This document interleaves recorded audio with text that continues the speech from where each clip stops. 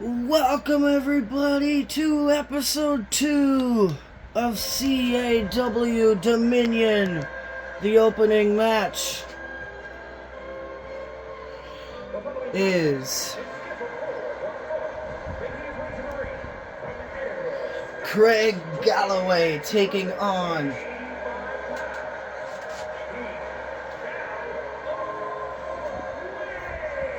Craig Galloway taking on Dak Daniels in a World Championship qualification match to see who advances to that match at Overdrive.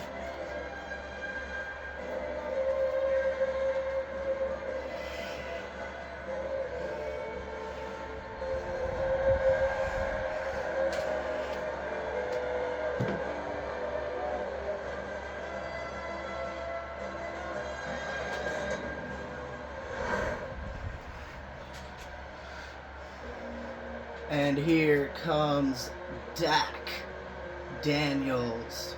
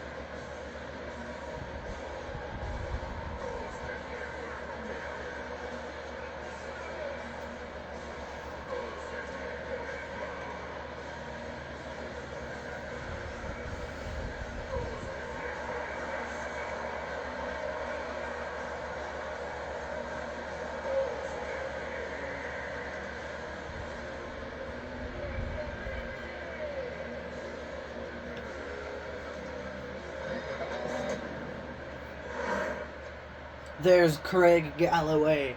There's Dak Daniels. The referee, who I still don't know her name, has started this match. I still forgot to ask her what her name is.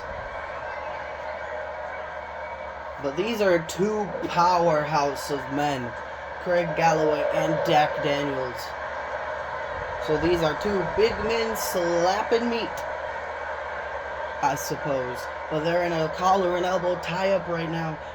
Dak gets the advantage in dropping Craig with a running STO.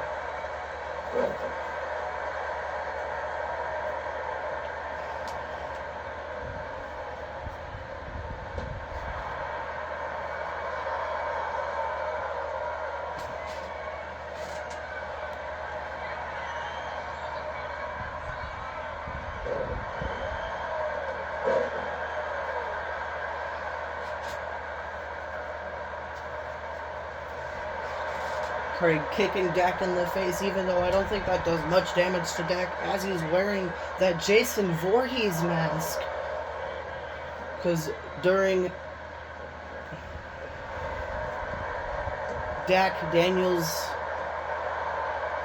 I believe childhood, I'm not sure, but Dak Daniels is one of the biggest fans of the Friday the 13th movie franchise, so that's why he pays homage to Jason Voorhees by wearing the Jason Voorhees mask while competing. Oh damn, Dak just slamming Craig Galloway down onto the mat. 1, 2, Craig Galloway kicked out at 2.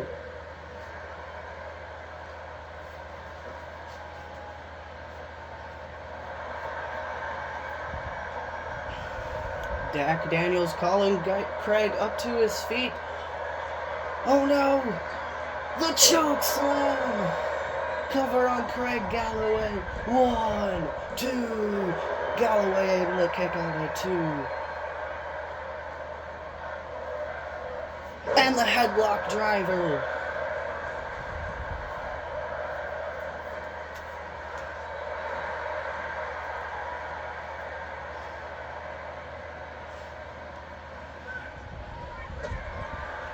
Dak with a running face wash onto Craig Galloway.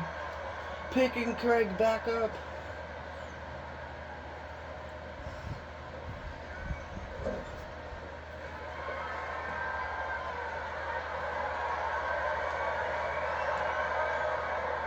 Dak Daniels with a Hurricane Rana.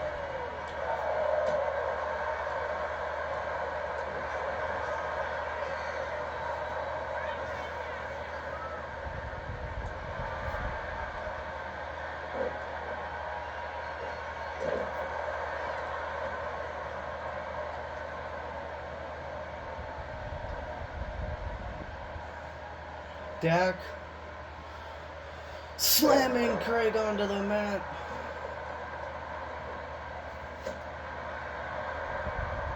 Dak picking Craig back up. Flatliner. Dak Daniels is just dominating Craig Galloway in this match.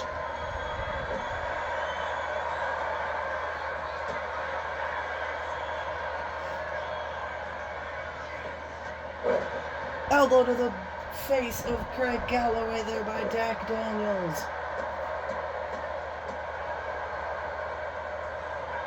Dak now up to the top rope. What is he thinking? Diving headbutt, but Craig moved out of the way.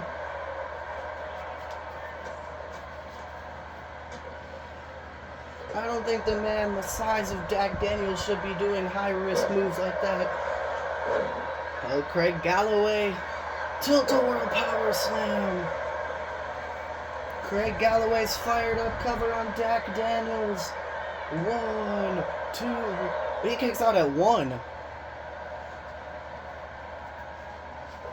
And a kip up there by Dak, but a spear out of nowhere by Craig Galloway.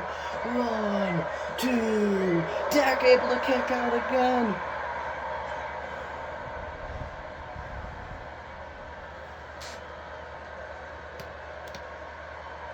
This match is actually really good. Great way to open up Dominion Episode 2.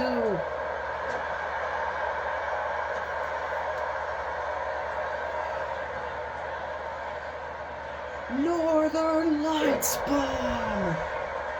Cover on Dak Daniels. 1, 2. He kicks out at 2.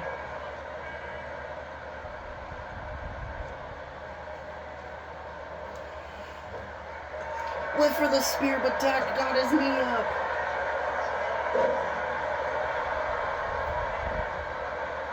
Dak's trying to fix his mask. After that clothesline, diving knee, but Dak moves out of the way. Oh, Dak might be calling for the choke slam. Oh no. I forget what he calls it, but the Razor's Edge connects. I forget what he's calling it. 1, 2, 3, and Dak Daniels has advanced to Overdrive.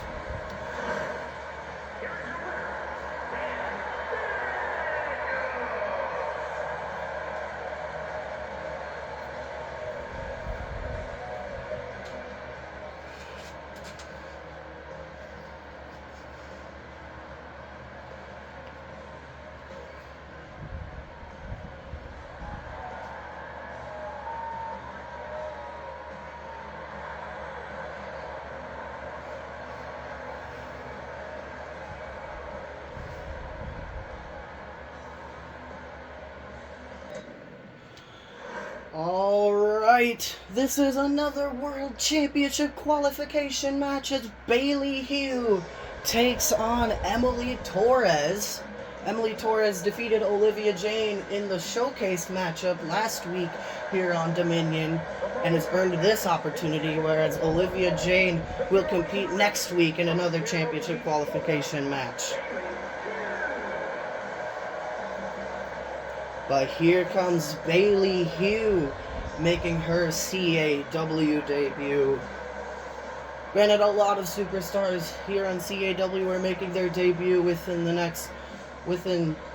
the first couple shows, because we have a stacked roster here on CAW.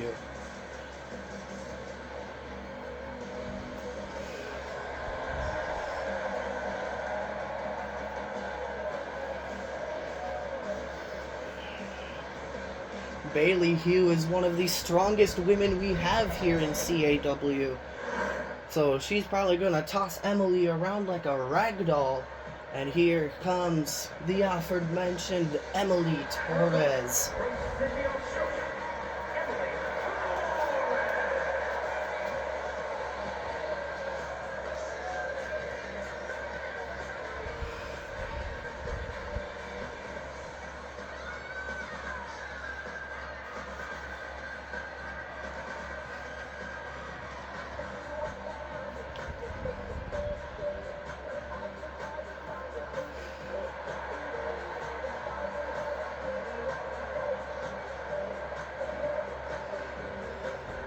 Emily Torres is one of the youngest prospects we have in CAW at only 18 years old. She, however, is not the youngest. And now it's this referee who I still have not yet to ask what his name is as well, being the official of this matchup between Bailey Hugh and Emily Torres. But Bailey just tossing Emily across the ring.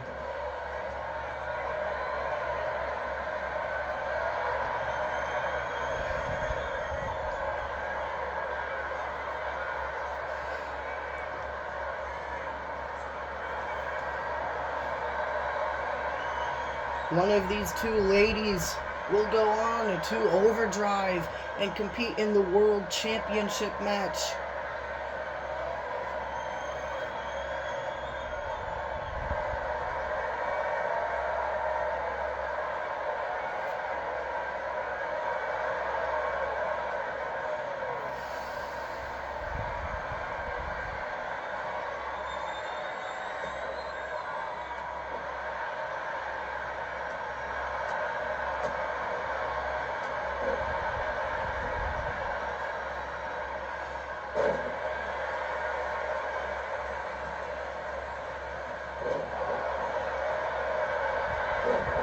Cover on Bailey Hugh. That's a smart cover there by Emily, but it only gets a count of 1.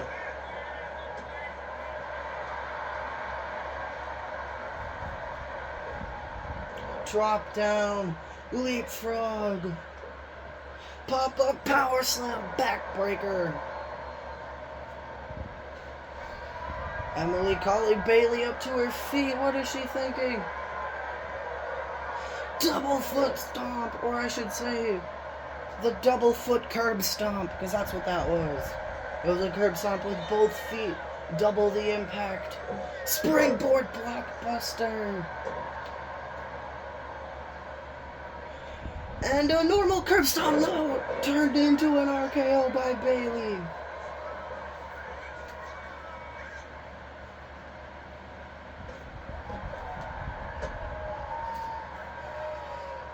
Going for it again, but this time on the floor. Curb stomp connects.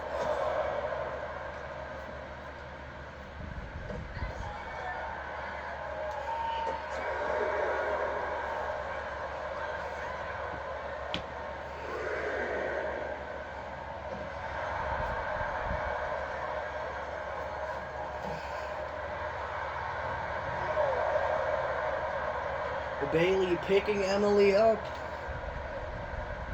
Throwing Emily back into the ring. Bailey now up to the top rope. What is she thinking? Diving axe handle.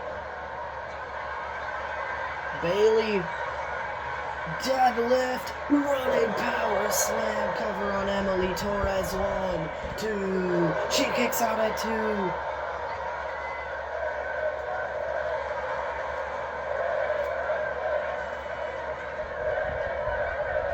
The fans here tonight are chanting women's wrestling for this matchup. Chokeslam. Deadlift chokeslam as well onto Emily there by Bailey.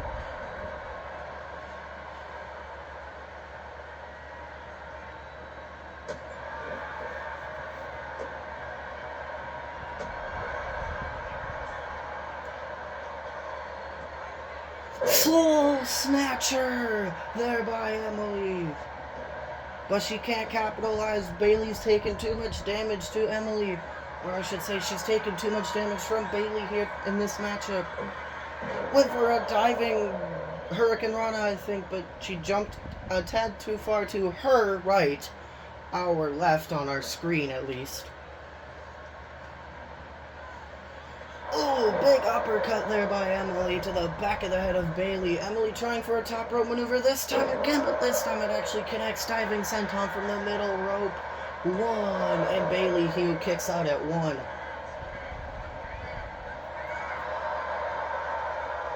Emily's gonna have to try harder than that if she wants to defeat Bailey here. Went for a massive suplex, actually was able to connect with it. Emily's looking for the Emmy driver. Emmy driver connects. 1, 2, 3. Emily Torres remains undefeated here in CAW and moves on to Overdrive.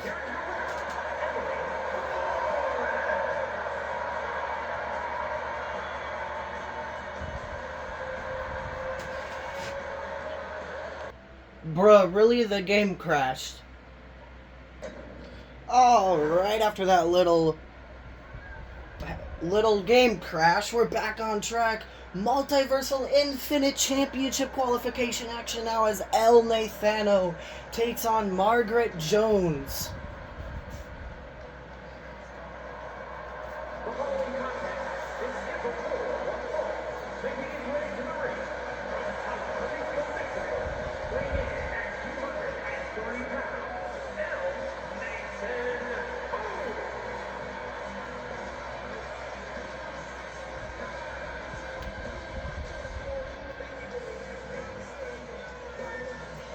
El Nathano's childhood hero was Rey Mysterio.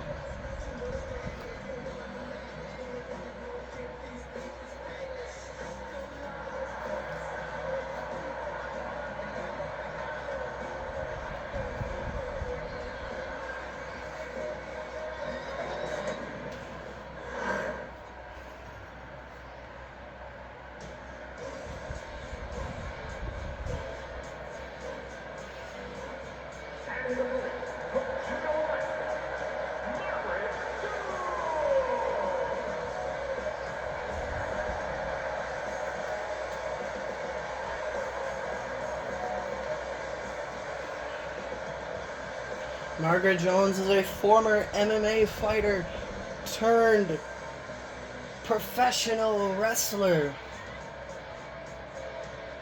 So you gotta think that she's gonna be in control of this matchup for a good majority of it. Unless El Nathano uses his high-flying skills against Margaret, because I'm not sure if Margaret knows how to take on a high flyer such as El Nathano.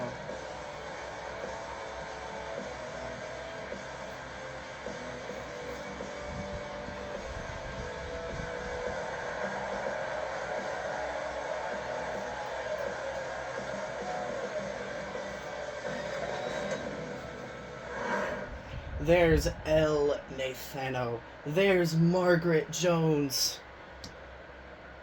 And the referee from the last match decided to stay out here and officiate this match as well between El Nathano and Margaret Jones.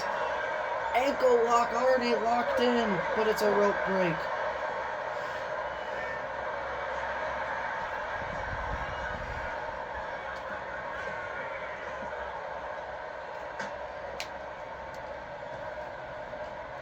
El Nathano whipping Margaret into the corner. And a monkey flip there by Margaret. El Nathano springboard moonsault.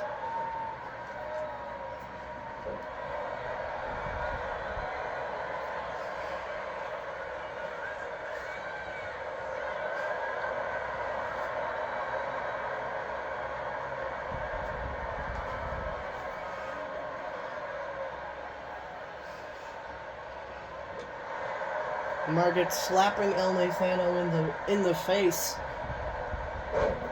Pulling at the mask now, targeting the arm. If I was Margaret, I would target the legs of El Nathano. He really needs those to jump. He doesn't really use his arms that much. I mean, to help springboard up to the ropes. But other than that, El Nathano doesn't really use his arms, I should say. High flyers don't really use their arms. Ooh, and a running knee! With that extra padded knee pad that Margaret Jones has on her right leg. It's like a kick pad, knee pad type deal.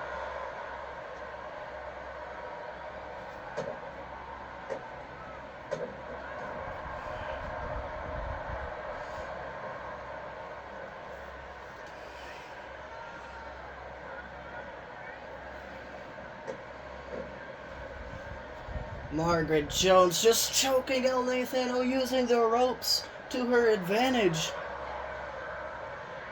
Margaret Jones isn't used to seeing ropes as she is a former UFC fighter.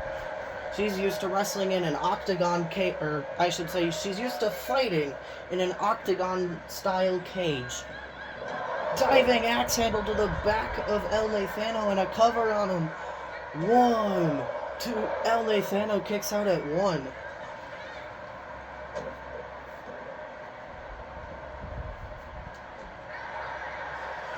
El Nathano with a clothesline.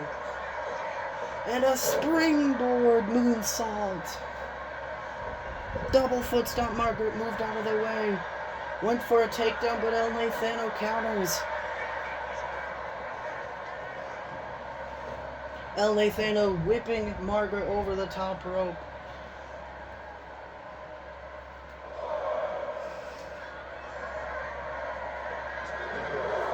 Went for a diving seated senton or hurricane rana, but Margaret was a little too close to the ring post there.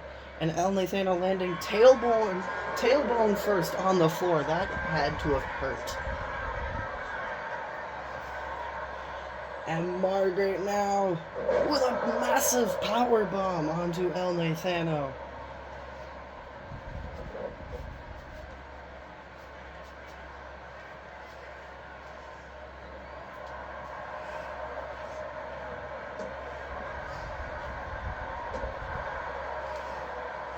El Nathano kicking Margaret off of him.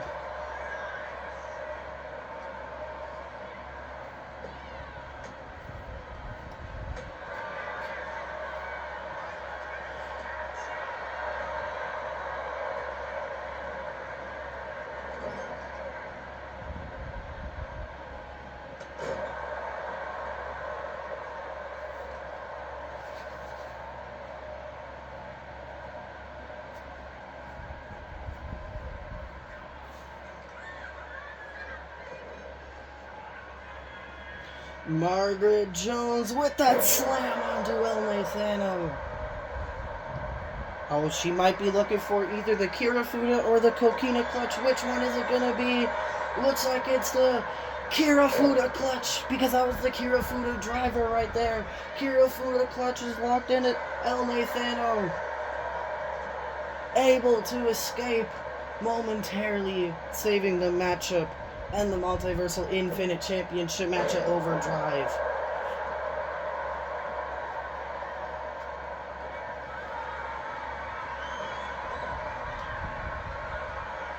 I don't know the Tijuana, Mexico area code, but that's the 619, but Margaret Jones able to catch El Nathano's legs. I might just call that the Tiger Feint Kick, because that is another name for it. Before Rey Mysterio renamed it the 619.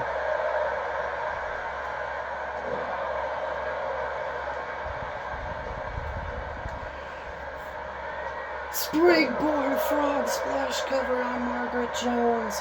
1, 2, 3. El Nathano able to win this match and go on to Overdrive. Sorry, I can't open apps on this device. I didn't say hey Google. Goodbye.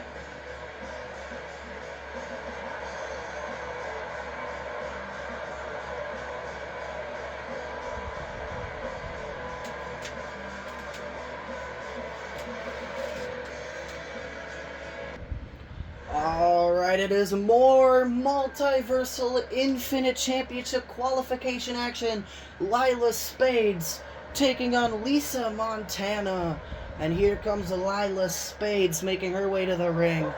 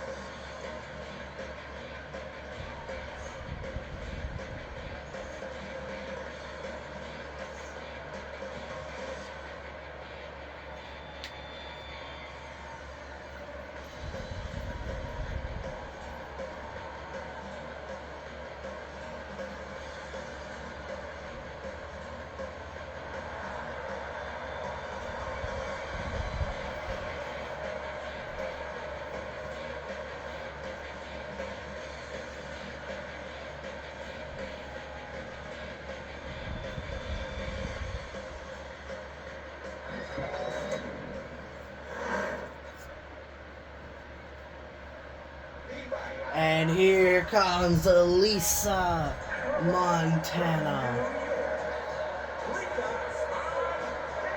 She's actually from Toledo, Ohio, not from New York. But Mike Rome always likes to announce her from New York. She's from Toledo, Ohio.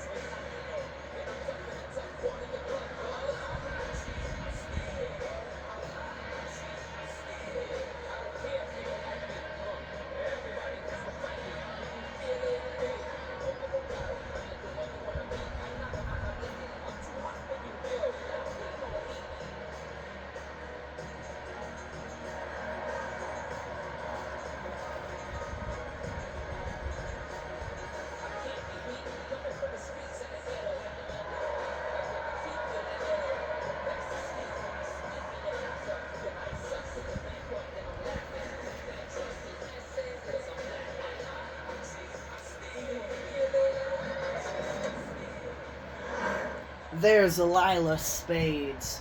There's Lisa Montana. The referee decided to change his shirt, but it's the same dude. Or it could be his twin. I don't know if they're different dudes. They look the same, so he could be an identical twin to the other referee that wears the black shirt. Lila covering Lisa 1. Lisa kicked out at 1. 2. I guess the referee said it was a 2 count. I'll take his word for it. That looked like a 1 to me. Lila's a high flyer, but she can also do ground mat wrestling if she ever has to. But Lisa Montana's a technician, so she's able to do anything. She's a high flyer, she's a submission specialist, she can kick anybody's ass. It doesn't matter who, it doesn't matter what size you are, who you are. She'll be able to kick your ass if you let her. If you don't let her, then she'd be able to do nothing. But Lila, on the other hand, she can kick your ass, but she's more of a high flyer type of superstar with some badass moves that like to take your head off, I should say, because her finishing move, she calls it the Venom Strikes, but it's the Claymore Kick is what her finisher is. She calls it the Venom Strike.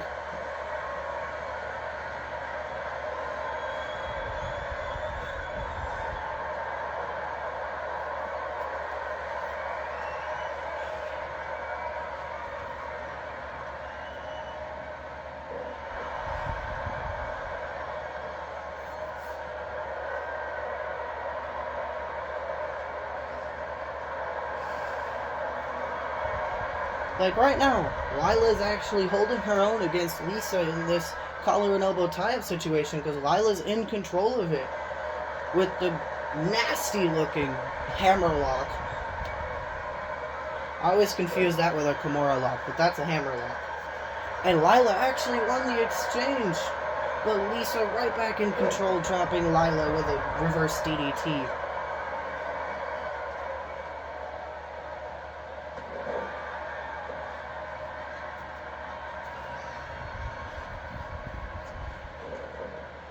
The referee is in the way. Move your big ass, referee. Lisa with a double springboard Hurricane Rana taking down Lila.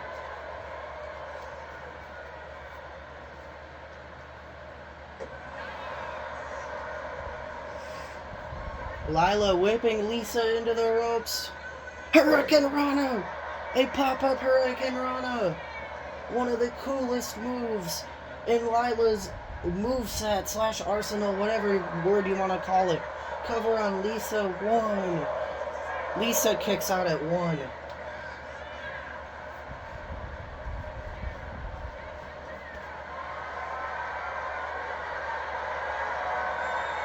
Power slam there by Lila, showing off some of her strength that she has. Oh, Lila's calling for the other version of the Venom Strike. It connects! She has 2, the Golden Ratio and the Claymore. That one was Golden Ratio. But Lisa Montana kicks out at 2. That's the Venom Strikes from the corner. Lisa, springboard dropkick dropping Lisa. I may have said Lisa with a springboard. I meant Lila if I said Lisa. Their names are too similar. They both start with L-I. Lisa with another double springboard. Went for a dropkick of her own, but Lila was a little too far away. Lila showing off more of her strength. And now she's showing off her submissions. But she lets go of the rings of Saturn as soon as she locks them in. Probably because she knew she wasn't going to be able to win with that pop-up dropkick there by not Lila, Lisa. Lisa hit the pop-up dropkick. Lisa poetry in motion. That's what I call it because I grew up as a Jeff Hardy fan. I know there's a different name for it, but poetry in motion is what I know it as, so that's just what I call it. Went for a springboard leg drop, but Lila moved out of the way. Lila springboard dropkick again connects onto Lisa.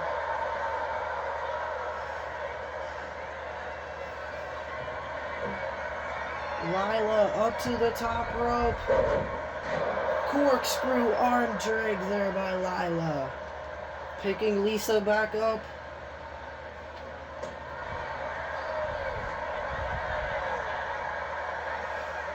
Lila Venom Strikes. 1, 2, 3. Lila Spades goes to overdrive.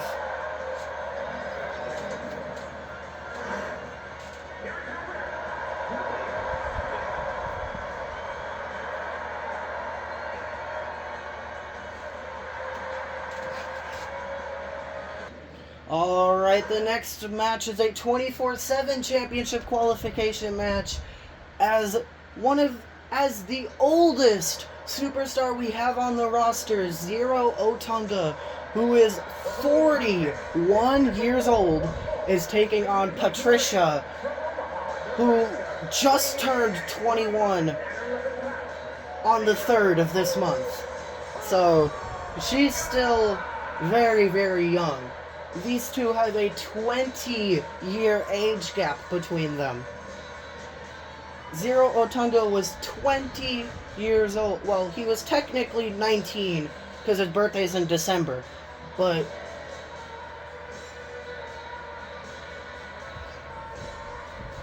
or no, he was 20. They have like a almost 21-year age difference. This man right here was 20 when Patricia was born.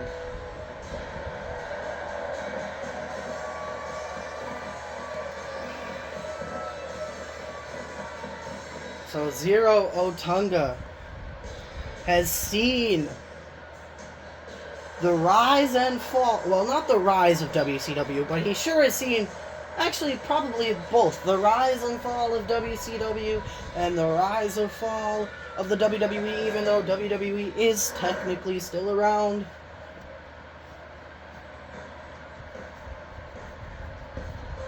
And here comes Patricia making her way to the ring.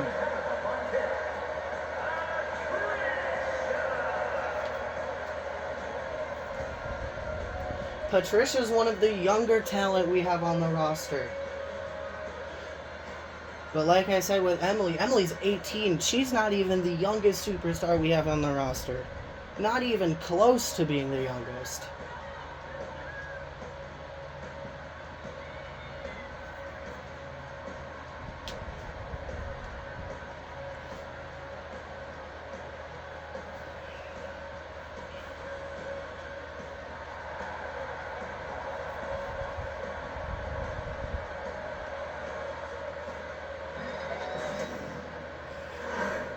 There's Zero Otunga.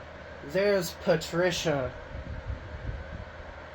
The referee with the black shirt is back out here. What happened to the female? Did she only want to officiate that one match and then leave? Patricia's chop did absolutely nothing to Zero Otunga. And a suplex there by Otunga. Big boot to the face of Patricia. And an elbow drop. Damn. Zero Otunga is like very agile. For also being 41 years old, he is very agile. He's also been in the wrestling industry for well over 25 years. So Zero Otunga is also the experienced veteran here on the CAW roster.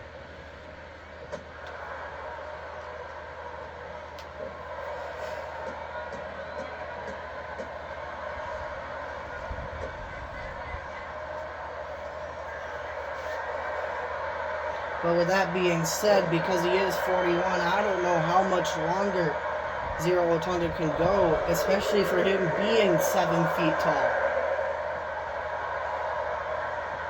But then there's also current active roster superstars on the WWE roster who are older than Zero Otunga and still competing on a high level. So, I'm not sure. But, like I said, Zero Otunga's a giant.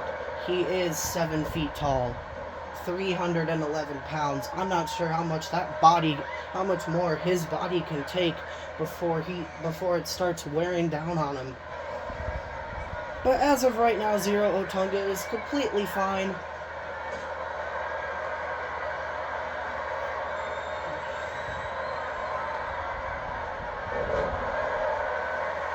Zero Otunga with the reversed electric chair drop onto Patricia. Patricia's very strong. She is very strong. For only being 21 years old, she is very strong. Damn, a back body drop to Zero Otunga. I don't think Zero Otunga is used to getting manhandled like this.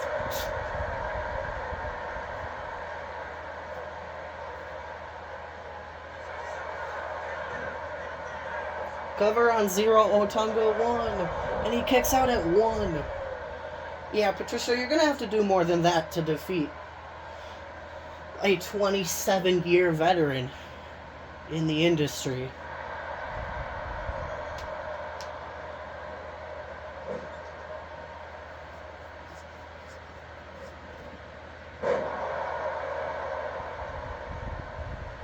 Actually, no, not 27. 25-year veteran. Zero Otunga started professional wrestling when he was just 16 years old.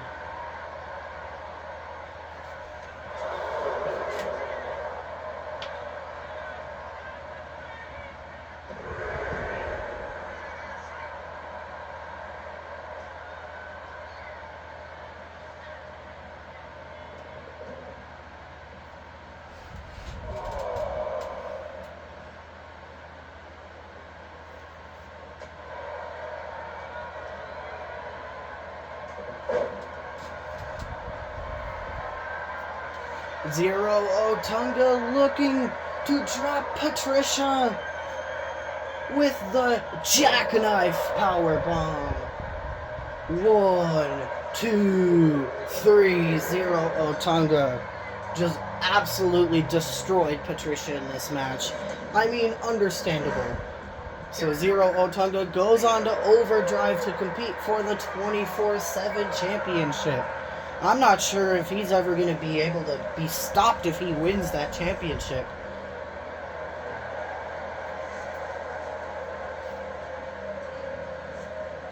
Alright, this is Tag Team Championship qualification action between the Ashenville, Connor Daniels, and Sadie Morez, taking on High Energy, Taylor Kelly, and Owen Calcote.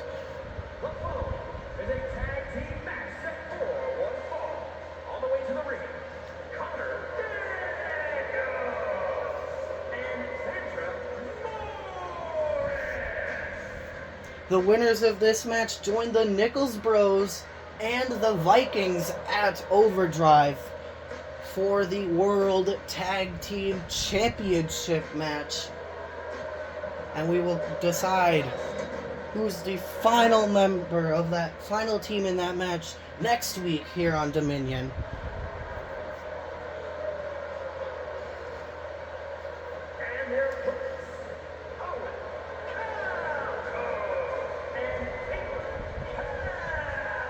These two are high school sweethearts. They're also very young still. I believe they're only 21. They're either 21 or 22. But they've been together since they were 15 years old.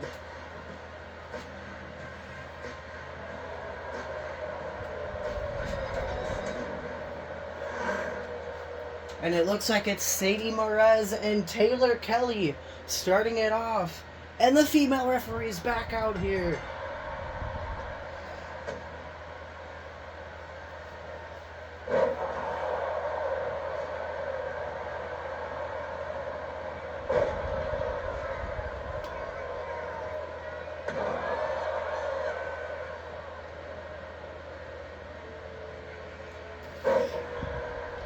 Funny thing about Connor Daniels is him and Nichols Bros Nathan share the exact same birth date of June 20th, 2005, making both of them 20 years old. And then Sadie Morez is also 20 years old, but her birthday is June 22nd, 2005.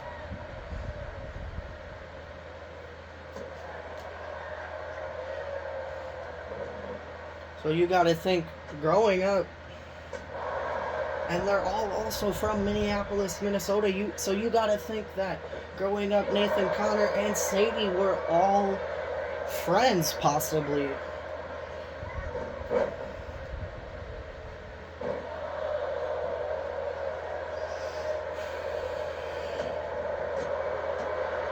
But Owen is now the legal superstar for High Energy. Sadie tags in Connor for this matchup now.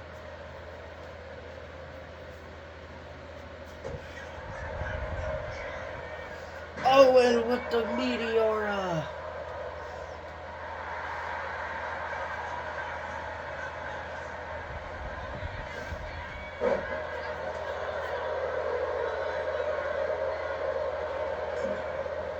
Sadie gets tagged back in for the Ashenville.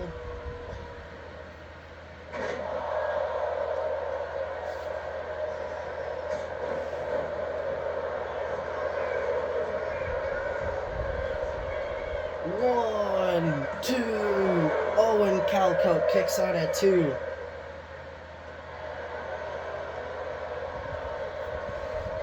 Connor gets tagged back in.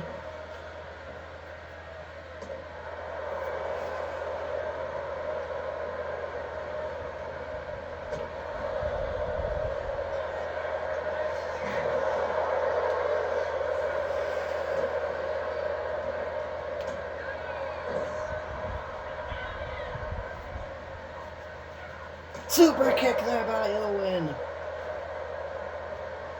And Taylor now gets tagged in for high energy. Rolling wheelbarrow kick there by Taylor.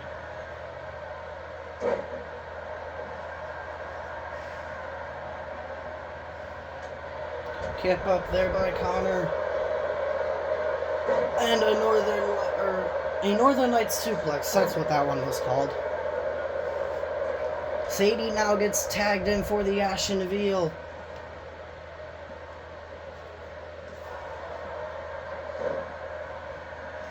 Drop kick to the side of the head of Sadie by Taylor. And a ripcord knee to the face. Cover on Sadie Morez. 1. And she kicks out at 1. Springboard moonsault by Sadie.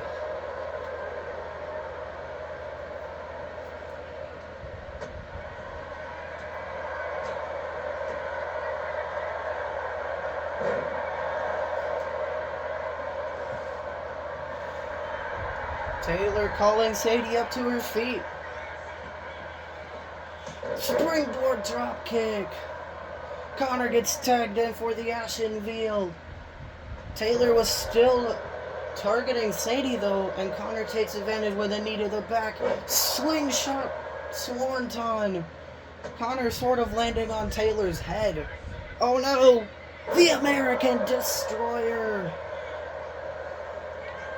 Taylor up to the top rope. She could be looking for spiral tap or the 450. Spiral tap connects.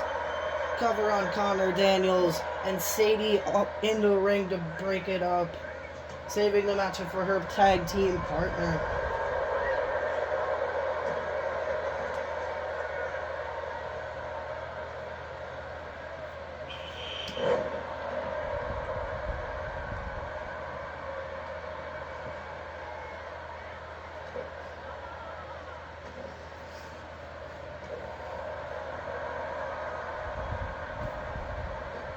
Slingshot senton. Owen gets tagged in for high energy.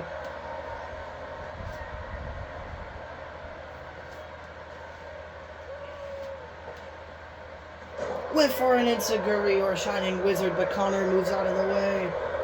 Soul Snatcher by Connor. Cover on Owen. 1. Owen Calcoat kicks out at 1.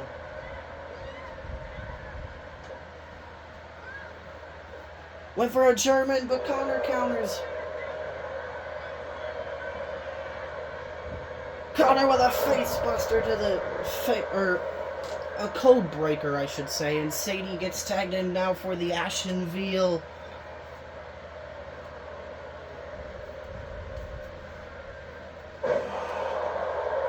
Sadie with a power slam up to the middle rope, but Owen with a kip up. It doesn't matter. I don't know what the hell Sadie was going for, but she missed.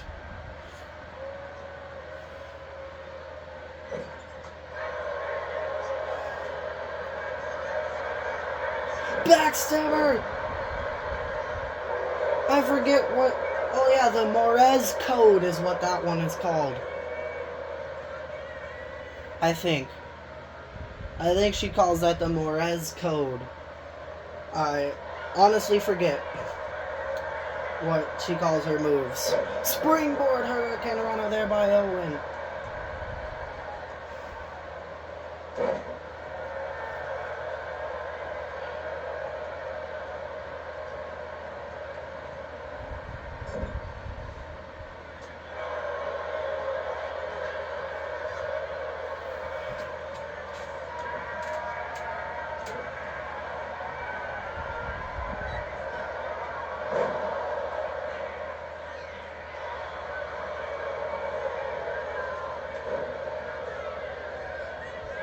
Taylor breaking it up. Springboard moonsault there by Sadie onto Owen.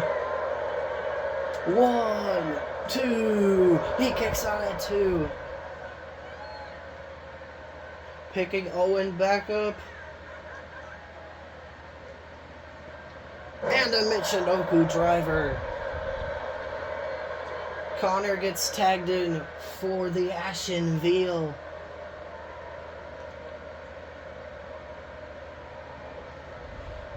Brain Buster.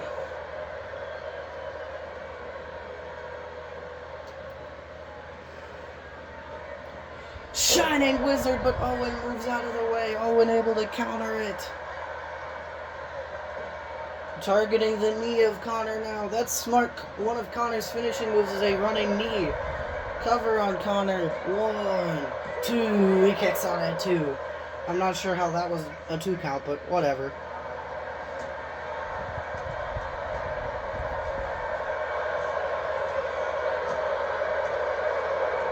Connor with a knee to the face of Owen. 1, 2, 3. That wasn't his finisher, but it was enough to knock out Owen Calco and allow the Ashen Veal to go to overdrive.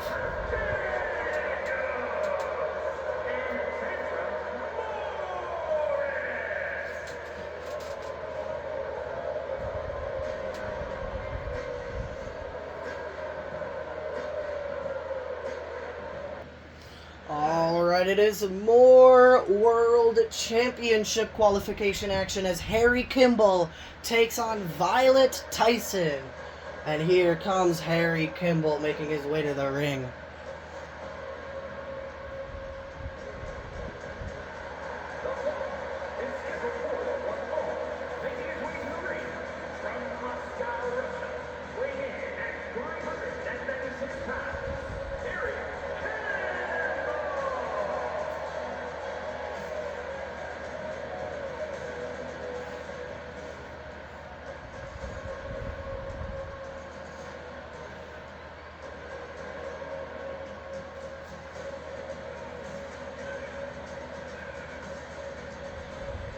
Harry Kimball is another one of the older talent on the roster. I believe he's 36 years old. But I could be wrong.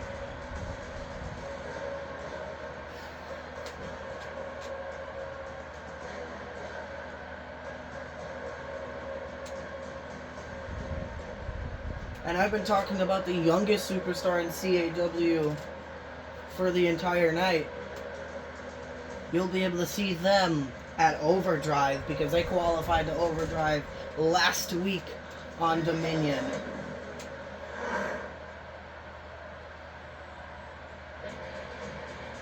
And here comes Violet Tyson.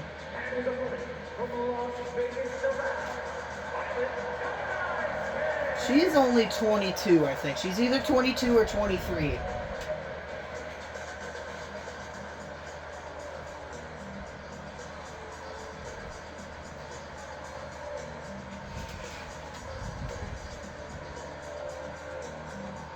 And Violet Tyson was trained by none other than Molly Holly.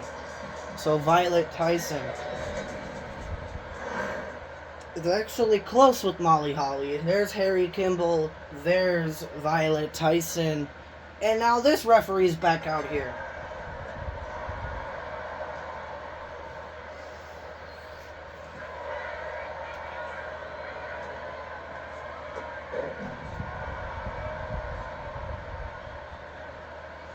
Harry Kimball is a giant, so this is a test for Violet Tyson to see her endurance against a giant. But Violet Tyson's also a technician, so she can whoop your ass. Just like Lisa Montana. However, Lisa Montana did lose, so me hyping her up during the match with Lila didn't really go to my favor, I should say.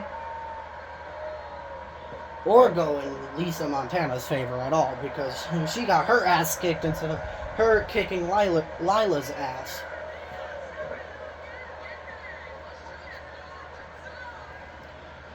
Harry Kimball's just toying with Violet, though. He just tossed her like she weighs absolutely nothing. And Violet Tyson is not a small woman at all. She's one of the bigger women. She's one of the strongest and bigger women we have on the CAW roster. She's also she's like one of the strongest and tallest. I think she is the tallest. I know she's like at least 6 feet tall, so she is not a short woman at all.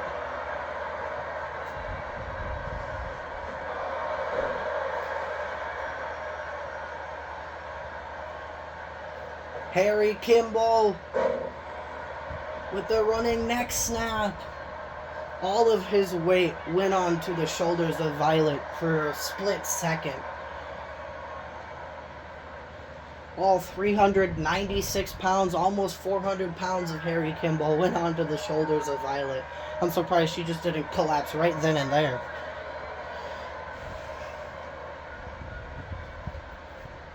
Harry Kimball with a flatliner. Or no, that's called the Gourd Buster. Never mind. That's the Gourd Buster. Harry Kimball running power slam.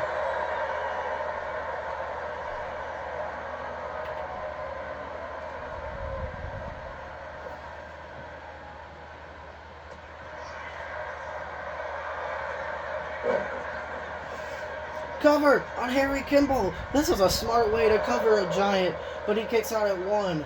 It wasn't enough to get an upset win over a giant like Harry Kimball.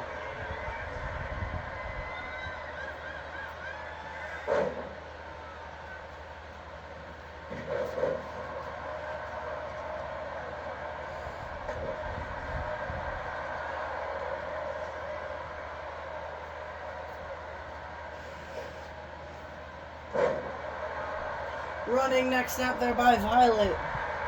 Violet's calling Harry up to his feet. Why is she doing that? Oh. That's why Violet's able to hit a comeback maneuver. Flying clothesline. She had to jump super high in order to take down Harry Kimball with that move. Running elbow.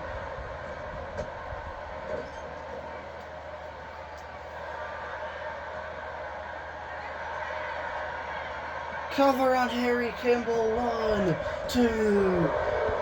Harry Kimball kicks out at 2. Violet, you're going to have to do more than that. Harry Kimball's also been in the industry forever as well.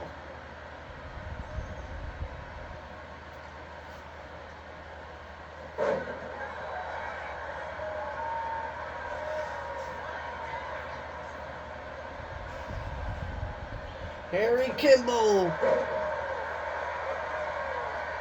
just running at Violet Tyson and putting his whole body weight onto her with that corner splash clothesline combination.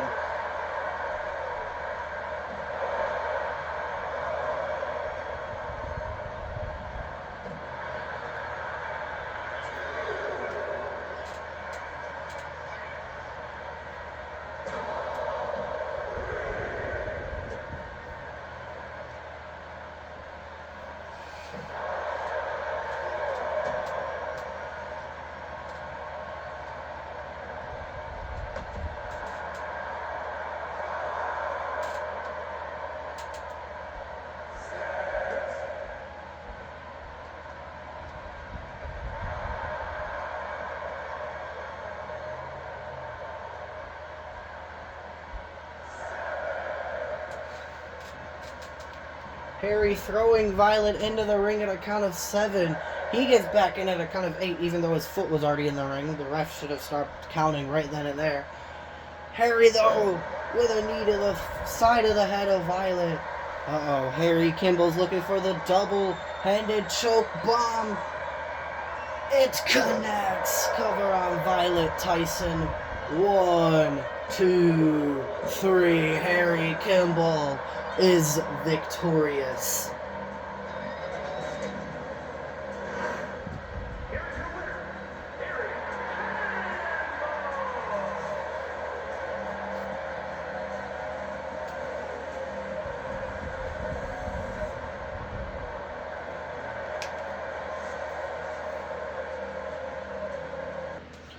Alright, it is main event time! 2 superstars who made their mark here on episode 1 in losing efforts, but it is Multiversal Infinite Championship qualification action. Ortiz Gryffindoris versus Sabin O'Grady.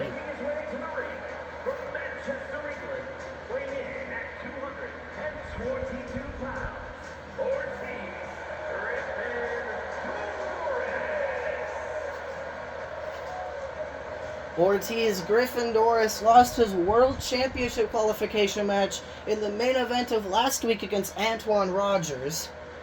So he got this opportunity, Multiversal Infinite Championship qualification match. And then his opponent here tonight, Sabin O'Grady, lost to Ed Nothing in a Multiversal Infinite Championship qualification match. But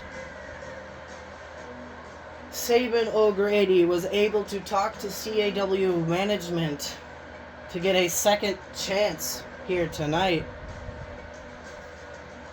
to qualify to that match at Overdrive. But he has to go through Ortiz Gryffindoris to do so.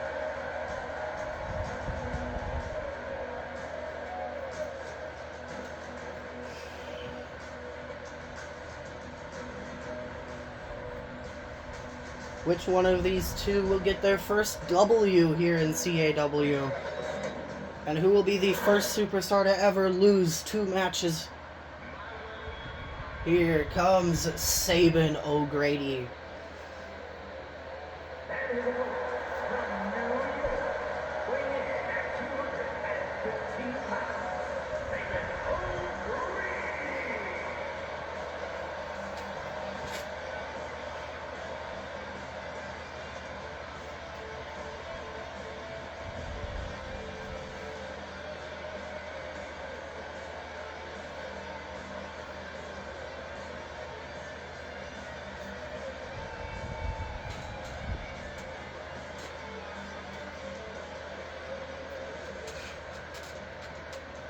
Ortiz Gryffindoris is also the first superstar in CAW history to have 2 main events. And back-to-back weeks. It just happened to be that way. Ortiz Gryffindoris, Sabin O'Grady. The female referee is back out here to officiate this match. Sabin O'Grady off to a hot start, but immediately gets dropped with a pop-up slam. And Ortiz just tossing Sabin around like a rag doll.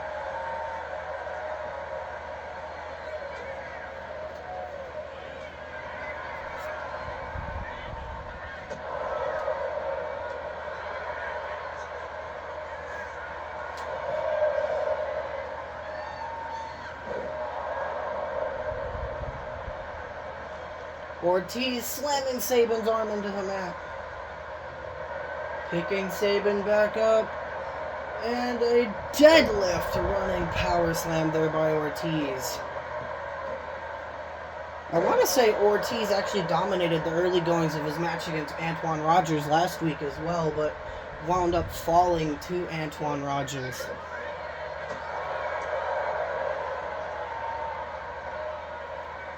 Big power slam there by Sabin. Ortiz kicking him in the face.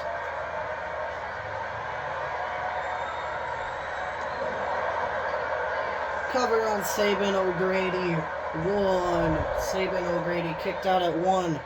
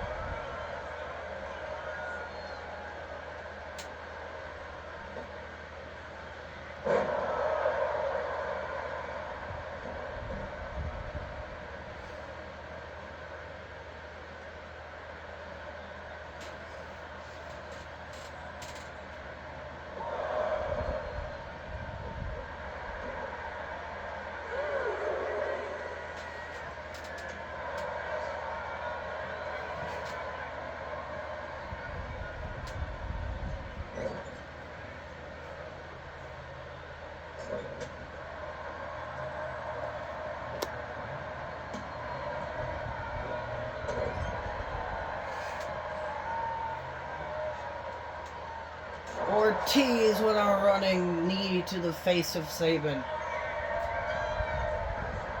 Ortiz up to the top rope now.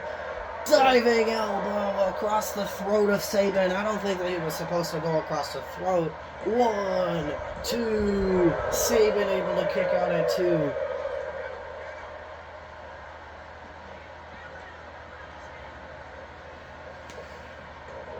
Drop down. Big power bomb there by Ortiz. Picking Saban back up.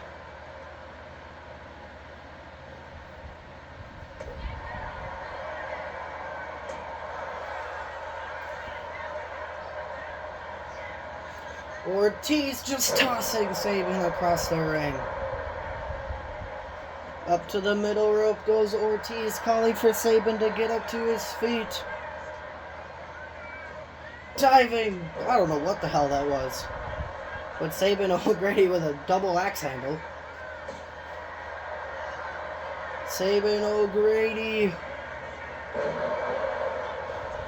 The fisherman driver. 1, 2. Ortiz kicks out at 2. Saban picking Ortiz back up. Swinging neck breaker connects. 1, 2. Ortiz kicks out again. Saban can't believe it. The crowd here tonight wants them to fight forever. They're chanting, "Fight forever."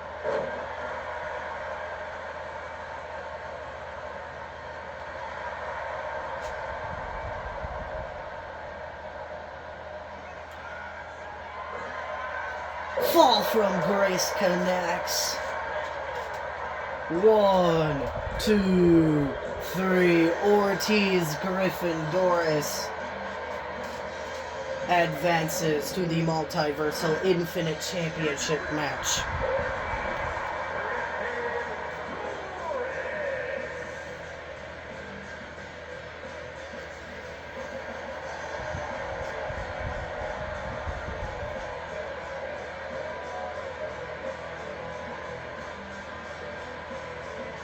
Well, that wraps up Dominion Episode 2, everybody. I will see you all next week for Dominion Episode 3.